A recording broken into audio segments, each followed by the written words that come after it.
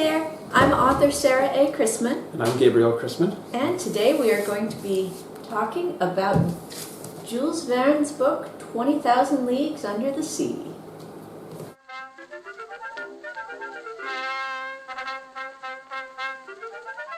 So I'll confess this book has been on my bucket list for decades. And I finally got around to reading it. It is an utter classic that everyone needs to read, partly because it is another classic. It's a fun book, too. It is absolutely a fun book. Yeah. And I will say, with no offense to our French friends, I do prefer the works of H.G. Wells. As far as science fiction goes, H.G. Wells was just better at it. Well, here's the thing. Here's why I prefer the works of H.G. Wells. H.G. Wells was very good at concepts. He was also very good at stories. He was very good at narrative plots. Verne focused really well on the concepts. He wasn't quite as good at the narrative plots as Wells was. Again, apologies to our French friends. But when I finally read this one, I found it very interesting. It reminded me just a little bit of Moby Dick, because in both stories you have the revenge-obsessed captain who has devoted his whole life to vengeance and is sequestered on his ship and is very antisocial.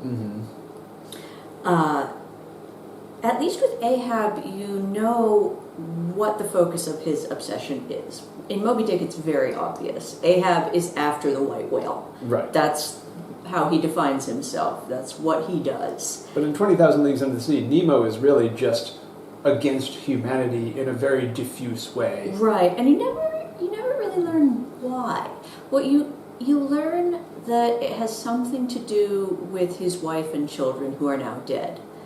But you never learn any more details than that. The closest you ever get is a single sentence line where he's just given a bag full of pearls to a diver, and the narrator is expressing surprise that Nemo would do this because Nemo has always been so hostile towards anyone from the land.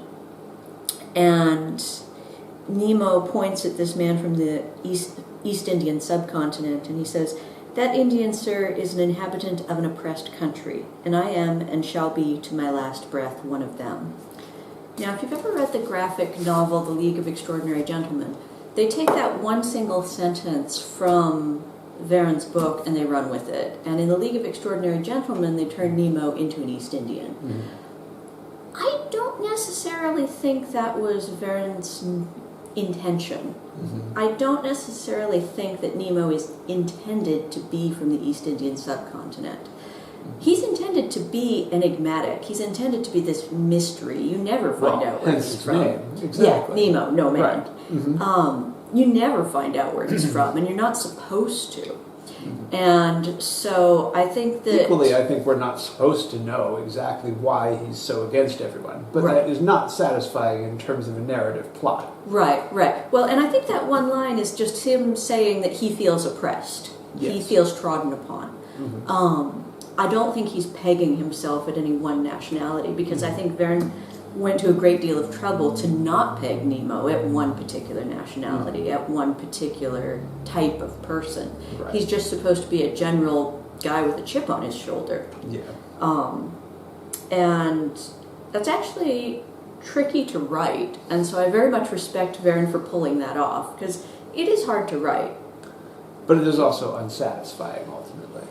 The reader does want to ultimately learn a little more. The reader does ultimately want an answer. Right. And Verne never gives it to us. Right. Now, in his defense, that does leave it open to our imagination, which is sort of a gift to the reader, which is fun. I will admit that. To me, one of the fun aspects of this is that then, submarines were basically only existing in science fiction. They were brand new. Remember the Yankee Army had one in the American Civil War? Yeah, it was not successful. The I know, Confederates it was had no one Nautilus. too. It was no Nautilus. It was no Nautilus. And so, but this is something which very much shows how science fiction works in terms of speculating about something that's a new technology or new invention, giving people ideas about what the possibilities are. And electricity plays a huge role in this story. And electricity was really not in functional use yet in the 1860s. Right. I mean, it existed, but it wasn't in people's everyday experience yet. Right. And so it's really, as a piece of science fiction and as an exploration of a new invention and a whole series of new ideas, I think it succeeds. Where it falls down is as a story. It's a reasonable story. It's a reasonable story. It's not a bad story. It just doesn't have as much of a narrative as some other stories. Yeah. But yeah, in terms of concepts, going back to the electricity thing, Nemo even has an electric gun, a gun that fires electric bullets, which is an interesting concept. Not far off a taser, but it's a little different in his story. Right, but, of course. Yeah, and another thing that struck me about this is it's a very boys' book. It's very much a male book. They are hunting these sea creatures. There's a lot of hunting scenes, even down to hunting the bloodthirsty dugong, which I thought was rather hilarious. That is a little hilarious. It's a little hilarious because I have a friend who is a marine biologist who's actually been diving with manatees, which were close cousins of a dugong, and her description of them was that they're basically a big cow.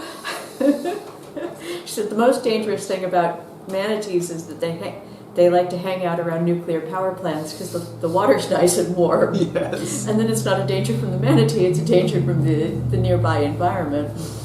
But that's a tangent that I'm going off on. So there are hunting scenes, there are these adventure scenes, but there's not a lot of observation of the interactions of the sea creatures to each other. And I think that if it had been written for an audience of boys and girls, there would be a little more of that. But to be fair, the market for science fiction was, and honestly still pretty much is, boys. More than girls. I mean, I read science fiction when I was a girl. But not in such profusion as I did, for instance. Well, here's the thing. I read H.G. Wells.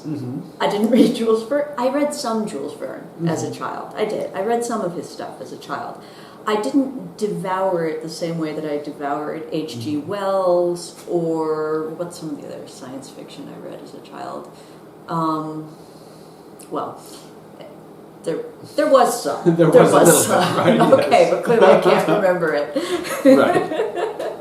Whereas you can probably give me a whole list of the sci-fi you read as a boy. Absolutely. Yeah. Larry Niven, Jerry Pournelle, Arthur C. Clarke, Robert Heinlein. Okay, you win. You win. But I did also read Jules Verne. Yeah. I read this one as a kid. I read Journey to the Center of the Earth. I read that one as a kid. Yes. I read Around the World in 80 Days as a kid. I did.